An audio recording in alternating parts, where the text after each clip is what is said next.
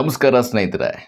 ಪಶ್ಚಿಮ ಬಂಗಾಳದಲ್ಲಿ ಸನಾತನ ಸರ್ಕಾರ ಕೊನೆಗೂ ಕೂಡ 33+15 ಇಷ್ಟು ವರ್ಷಗಳ ದುರಾಡಳಿತ ಮತ್ತು ಹಿಂದೂ ವಿರೋಧಿ ಆಡಳಿತಕ್ಕೆ ಕೊನೆಗೂ ಬ್ರೇಕ್ ಬಿದ್ದಿದೆ.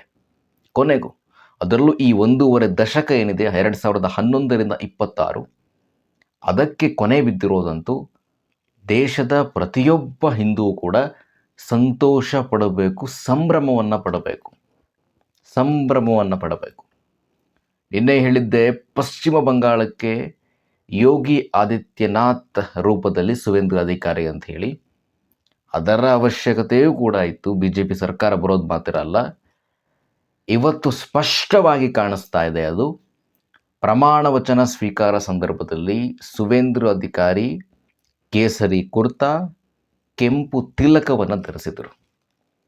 ಇದು ಮುಂದಿನ 5 ವರ್ಷಗಳ ಕಾಲ ಯಾವ ರೀತಿಯಾಗಿ ಪಶ್ಚಿಮ ಬಂಗಾಳದಲ್ಲಿ ಆಡಳಿತ ಇರುತ್ತೆ ಅನ್ನೋದರ ಸೂಚನೆ ಇದು. ಅದರ ಸೂಚನೆಯನ್ನು ಸುವೇಂದು ಕೊಟ್ಟರು. ಇವತ್ತು ಸನಾತನ ಸರ್ಕಾರ ಅಂತ ಸುಮ್ಮನೆ ಹೇಳ್ತಾ ಇಲ್ಲ, ಇದರ ಅವಶ್ಯಕತೆ ಪಶ್ಚಿಮ ಬಂಗಾಳಕ್ಕಿದ್ರಿ. ಈ ಪಂಚರಾಜ್ಯ ಚುನಾವಣೆಗಳ ವಿಶ್ಲೇಷಣೆ ಸಂದರ್ಭದಲ್ಲಿ ನಾನು ಹೇಳ್ತಾ ಇದ್ದೆ, ಬೇರೆ ಯಾವ ರಾಜ್ಯವನ್ನು BJP ಗೆದ್ಕೊಳ್ಳುತ್ತೋ ಬಿಡುತ್ತೋ ಗೊತ್ತಿಲ್ಲ, ಬಂಗಾಳದಲ್ಲಿ BJP ಗೆಲ್ಲಲೇಬೇಕು, ಬರಲೇಬೇಕು ಅಂತ ನಾನು ನಿಮಗೆ ಹೇಳ್ತಾ ಇದ್ದೆ.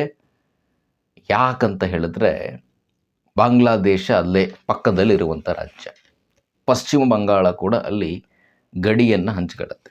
ಒಂದು ಅಕ್ರಮ ವಲಸಿಗರಿಗೆ ಮಮತಾ ಬ್ಯಾನರ್ಜಿ ಕರೆದು ಆಧಾರ್ ಕಾರ್ಡ್ ಕೊಡೋದೇನು, ವೋಟರ್ ID ಮಾಡಿಸ್ಕೊಡೋದೇನು, ರೇಷನ್ ಕಾರ್ಡ್ ಕೊಡೋದೇನು, ಅದಕ್ಕಂತ ಕೆಲವು ಸಂಸ್ಥೆಗಳ ನಿರ್ಮಾಣ ಆಗಿಬಿಟ್ಟದ್ದು ಅಲ್ಲೇ. ಏಕಾಏಕಿ ಆ ಗಡಿ ಭಾಗವನ್ನು ಹಂಚಿಕೊಳ್ಳುವ ಜಿಲ್ಲೆಗಳು ಮುರ್ಷಿದಾಬಾದ್, ಮಾಲ್ಡಾ ಇವೆಲ್ಲವೂ ಕೂಡ ಮುಸ್ಲಿಂ ಬಾಹುಳ್ಯ ಜಿಲ್ಲೆಗಳಾಗ್ಬಿಡ್ತವೆ. ಏಕಾಏಕಿ 70% ಮುಸಲ್ಮಾನರ ಸಂಖ್ಯೆಗಳು ಹೆಚ್ಚಾಗ್ಬಿಡ್ತವಲ್ಲ. ಯಾಕೆ? ಅಕ್ರಮವಾಗಿ ಬಂದರು. ಇನ್ನೊಂದು, ಬಾಂಗ್ಲಾದೇಶದಲ್ಲಿ ನೀವು ಗಮನಿಸಿರ್ಬೋದು, ಅಲ್ಲಿ ಹಿಂದೂಗಳ ಮೇಲೆ ಯಾವ ರೀತಿಯಾಗಿ ದೌರ್ಜನ್ಯ ಆಗ್ತಾ ಇದೆ. ದೇವಸ್ಥಾನದಲ್ಲಿ ಹಿಂದೂ ಗಂಟೆಯನ್ನು ಹೊಡಿಬೇಕಂತ ಹೇಳಿದ್ರು ಕೂಡ ಯೋಚನೆ ಮಾಡಬೇಕಲ್ಲ. ಯಾಕೆ? ಅನ್ಯ ಧರ್ಮಿಗಳಿಗೆ ಆ ಶಬ್ದ ಆಗಿಲ್ಲ. ಆ ಸನ್ನಿವೇಶ, ಅಲ್ಲಿರುವಂತಹ ಈ ಸಿಚುವೇಶನ್ ಹೊಸ್ತಿನಲ್ಲಿತ್ತು. ಮುಂದೆ ಏನಾದರೂ ಕೂಡ TMC ಮುಂದುವರೆದಿದ್ರೆ, ಮಮತಾ ಆಡಳಿತ ಮುಂದುವರೆದಿದ್ರೆ. ಯಾಕೆ? ಅದರ ಉದಾಹರಣೆ ನಿಮ್ಗೆ ಕೊಟ್ಬಿಡ್ತೀನಿ. 2011ರಲ್ಲಿ ಈಗ ಅಗ್ನಿಮಿತ್ರ ಪೌಲ್ ಗೆದ್ದಿದ್ದಾರೆ ಆ ಕ್ಷೇತ್ರದಲ್ಲಿ. ಅಗ್ನಿಮಿತ್ರ ಪೌಲ್ ಪ್ರಭಾವಿ ನಾಯಕಿ, ಜೊತೆಗೆ ಪ್ರೊಬೆಬಲ್ DCM ಕ್ಯಾಂಡಿಡೇಟ್. ಅವರು ಗೆದ್ದಿರುವಂತಹ ಕ್ಷೇತ್ರದಲ್ಲಿ ಒಂದು ದುರ್ಗಾದೇವಿಯ ದೇವಸ್ಥಾನ ಇತ್ತು. ಅಲ್ಲಿ ಪೂಜೆ ಆಗ್ತಾ ಇರಲಿಲ್ಲ. ನೀವು ಯಾಕಂತ ಕೇಳಿದ್ರೆ, ಅದು ಮುಸ್ಲಿಂ ಬಾಹುಳ್ಯ ಕ್ಷೇತ್ರ ಆಗಿತ್ತು. ಅಲ್ಲಿ ಪೂಜೆ ಮಾಡೋದ್ರಿಂದಾಗಿ ಅಲ್ಲಿನ ದಿನನಿತ್ಯದ ಗಂಟೆಯ ಶಬ್ದ ಮತ್ತು ಪೂಜೆಯ ವಾತಾವರಣ, ನಿಮಗೆ ಗೊತ್ತಿರುತ್ತೆ ದುರ್ಗಾದೇವಿ ಟೆಂಪಲ್ನಲ್ಲಿ ಯಾವ ರೀತಿ ವಾತಾವರಣ ಇರುತ್ತೆ ಅಂತ. ಇವೆಲ್ಲವೂ ಕೂಡ ಅವರ ಧಾರ್ಮಿಕ ಭಾವನೆಗಳಿಗೆ ಧಕ್ಕೆ ಉಂಟು ಮಾಡ್ತಿತ್ತಂತೆ. ಮೂರ್ತಿ ಪೂಜೆ ಎಲ್ಲ ಸೇರಿದಂತೆ ಧಾರ್ಮಿಕ ಭಾವನೆಗಳಿಗೆ ಧಕ್ಕೆ ಉಂಟು ಮಾಡ್ತಿತ್ತು. ಹಾಗಾಗಿ ಮಮತಾ ಬ್ಯಾನರ್ಜಿ ಅದನ್ನು ಮುಚ್ಚಿಸ್ಬಿಟ್ಟಿದ್ರು. ಆರಂಭಿಕವಾಗಿ ಪ್ರತಿ ಶುಕ್ರವಾರ ಪೂಜೆ ನಡೀತಿತ್ತು ಆ ದುರ್ಗಾದೇವಿ ದೇವಸ್ಥಾನದಲ್ಲಿ. ಬರ್ತಾ ಇದ್ದಂತೆ ಶುಕ್ರವಾರ ಪೂಜೆ ಕೂಡ ನಿಂತೋಯ್ತು. ಕೋರ್ಟಿಗೆ ಹೋಗ್ತಾರೆ ಹಿಂದೂಗಳು. ಕೋರ್ಟ್ ನೇರವಾಗಿ ಹೇಳುತ್ತೆ, ನೀವು ಅಲ್ಲಿನ ಹಿಂದೂಗಳ ಧಾರ್ಮಿಕ ಭಾವನೆಗಳಿಗೆ ಧಕ್ಕೆಯನ್ನು ಉಂಟು ಮಾಡ್ತಿದ್ದೀರಿ, ಭದ್ರತೆಯನ್ನು ಕೊಟ್ಟಾದರೂ ಸರಿ ಆ ದೇವಸ್ಥಾನವನ್ನು ನೀವು ಓಪನ್ ಮಾಡಿಸ್ರಿ ಅಂತ. ಭದ್ರತೆಯನ್ನು ಕೊಟ್ಟು ಮಮತಾ ಬ್ಯಾನರ್ಜಿ ಕೇಳಲ್ಲ. ಗೊತ್ತು ನಿಮ್ಮ ಮಮತಾ ಬ್ಯಾನರ್ಜಿ ಹಿಂದೂ ವಿರೋಧಿ ಅಂತ ಹೇಳಿ. ನೇರವಾಗಿ ಹೇಳ್ತೀನಿ, ಹಿಂದೂ ವಿರೋಧಿ ಯಾಕೆ ಅಂತ. ಭದ್ರತೆಯನ್ನು ಕೊಡಲಿಲ್ಲ, ದೇವಸ್ಥಾನದಲ್ಲಿ ಪೂಜೆಯೂ ಕೂಡ ನಡೀತಾ ಇರಲಿಲ್ಲ. ಬಂದಾಗ್ಬಿಟ್ಟು ದುರ್ಗಾದೇವಿ ದೇವಸ್ಥಾನ. ಇದು ಭಾರತದ ಒಂದು ರಾಜ್ಯದ ಹಿಂದೂಗಳ ಸ್ಥಿತಿ ಆಗಿತ್ತು. ಈಗಿಲ್ಲ, ಆಗಿತ್ತು. ಭಾರತದ ಒಂದು ರಾಜ್ಯ, ನೀವು ಅಸಂಪ್ಷನ್ ಮಾಡ್ಕೊಳ್ಳೋಕ್ಕೂ ಸಾಧ್ಯ ಇಲ್ಲ. ಲಿಂಕ್ ಮಾಡ್ತಿದ್ರೆ ಎಲ್ಲೆಲ್ಲಿಗೂ ಲಿಂಕ್ ಮಾಡ್ಬೋದು. ಬಟ್ ಅಗ್ನಿಮಿತ್ರ ಪೌಲ್ ಅದೇ ಒಂದು ಅಸ್ತ್ರವಾಗಿ ಇಟ್ಕೊಂಡು ಚುನಾವಣೆಯನ್ನು ಗೆದ್ದರು.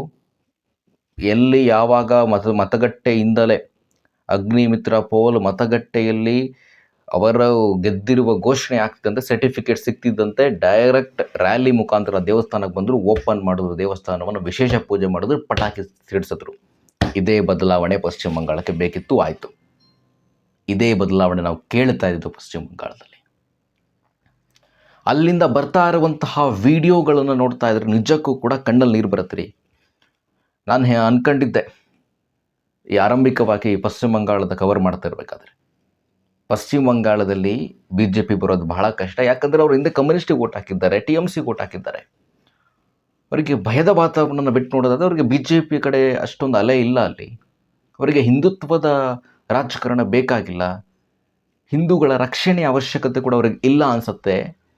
ಹಾಗಾಗಿ ಅಲ್ಲಿ ಬಿ ಜೆ ಪಿಗೆ ಕಷ್ಟ ಅಂತ ನಾನು ಹೇಳ್ತಾ ಇದ್ದೆ. ಆದರೆ ಅಲ್ಲಿ ಇಷ್ಟು ವರ್ಷಗಳ ಕಾಲ ತಮ್ಮ ಹಿಂದುತ್ವದ ಆಚರಣೆಗಳನ್ನು, ತಮ್ಮ ಸನಾತನದ ಆಚರಣೆಗಳನ್ನು ಬಚ್ಚಿಟ್ಕೊಂಡಿದ್ದರು ಜನ ಅನ್ನೋದನ್ನು ಗೊತ್ತಾಗ್ತಾ ಇತ್ತು. ಏನ್ರಿ ಅಪಾರ ಸಂಖ್ಯೆಯಲ್ಲಿ ಜೈ ಶ್ರೀರಾಮ್ ಘೋಷಣೆ ಏನ್ರಿ. ಇದರ ಸೂಚನೆ ನನಗೆ ಎಲ್ಲಿ ಸಿಕ್ತು ಅಂದರೆ, ಈ ರೈಲ್ವೆ ಸ್ಟೇಷನಲ್ಲಿ ವಲಸೆಗೆ ಹೋಗಿರುವಂಥ ಜನರು ಜೈ ಶ್ರೀರಾಮ್ ಘೋಷಣೆ ಮುಖಾಂತರ ಆಚೆ ವಾಪಸ್ ಬರ್ತಾರೆ.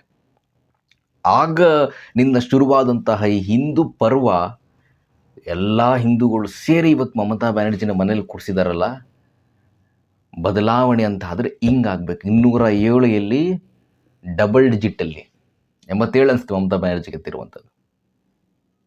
ಇದರ ಅವಶ್ಯಕತೆ ಬದಲಾವಣೆ ಮತ್ತೆ ಹೇಳ್ತಾ ಇದ್ದೀನಿ. ಇದು ಬೇಕಿತ್ತು ಪಶ್ಚಿಮ ಬಂಗಾಳಕ್ಕೆ.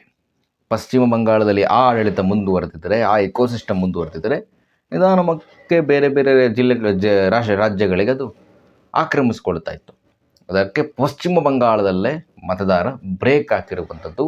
ನಿಜಕ್ಕೂ ಕೂಡ ಇದರಲ್ಲಿ ಬಿ ಜೆ ಪಿಯ ಕಾರ್ಯಕರ್ತರು, ನೀವು ಕರ್ನಾಟಕದಲ್ಲಿ ಇನ್ನು ಬೇರೆ ರಾಜ್ಯಗಳಲ್ಲಿ ಬಿ ಜೆ ಪಿಯ ಕಾರ್ಯಕರ್ತರು ಯಾವುದೇ ರೀತಿಯ ಪ್ರಾಣ ಭಯ ಇಲ್ಲದೆ ಅವರು ಮನೆಗೆ ಹೋಗಿ ಪ್ರಚಾರವನ್ನು ಮಾಡ್ತಾರೆ. ಪಶ್ಚಿಮ ಬಂಗಾಳದಲ್ಲಿ ಹಂಗಲ್ಲ. ಟಾರ್ಗೆಟ್ ಆಗ್ತಿರಿ ನೀವು ಬಿ ಜೆ ಪಿ ಕಾರ್ಯಕರ್ತರಾದರೆ ನಿಮ್ಮನ್ನು ಫಾಲೋ ಅಪ್ ಮಾಡುತ್ತೆ TMC. ಇನ್ನೇನಾದರೂ ಕೂಡ ಇವನು TMCಯನ್ನು ಸೋಲಿಸಲಿಕ್ಕೆ ರಣತಂತ್ರವನ್ನು ರೂಪಿಸ್ತಾ ಇದ್ದಾನ, ಇವನನ್ನು ಹೊಡಿಬೇಕು. ಯಾವಾಗ ಎಲೆಕ್ಷನ್ ಮುಗಿದ ಮೇಲೆ ಇವನಿಗೆ ಹೊಡಿಬೇಕು. ಅಕಸ್ಮಾತ್ ಅಲ್ಲಿ ಬಿ ಜೆ ಪಿಗಿದ್ದರೆ ಸ್ವಲ್ಪ ತಣ್ಣಗಾಗ್ತಾರೆ. ಅಲ್ಲಿ ಬಿ ಜೆ ಪಿ ಸೋಲ್ತು ಅಂದರೆ ಅವನ ಮನೆಗೆ ಹೋಗಿ ಅವನ ಮನೆಯಿಂದ ಹೊರಗೆ ತಗೊಂಬಂದು ಕೊಚ್ಚಿ ಹಾಕ್ತಾಯಿದ್ರು. ಅದರ ಉದಾಹರಣೆ ನಮಗೆಲ್ಲ ಸಿಗ್ತಲ್ಲ. ಭವಾನಿಪುರದಲ್ಲಿ ಸುವೇಂದ್ರ ಅಧಿಕಾರಿ ಅವರ ಆಪ್ತನ ಕೊಲೆ. ಯಾಕೆ ಭವಾನಿಪುರದಲ್ಲಿ ಆತ ಬಿ ಜೆ ಪಿಗೆ ಕೆಲಸ ಮಾಡಿದ್ದ, ಬಿ ಜೆ ಪಿಯ ಗೆಲುವಿನ ರೂವಾರಿ ಆತ. ಇನ್ನು ಮುಂದೆ TMC ಮಮತಾ ಆಟ, ಅಭಿಷೇಕ್ ಬ್ಯಾನರ್ಜಿಯ ಆಟ, ಯಾರ ಆಟ ಕೂಡ ನಡೆಯಲ್ಲ ಸ್ವಾಮಿ. ಇದು ಸನಾತನ ಸರ್ಕಾರ ಬಂಗಾಳದಲ್ಲಿ. ನಮಸ್ಕಾರ.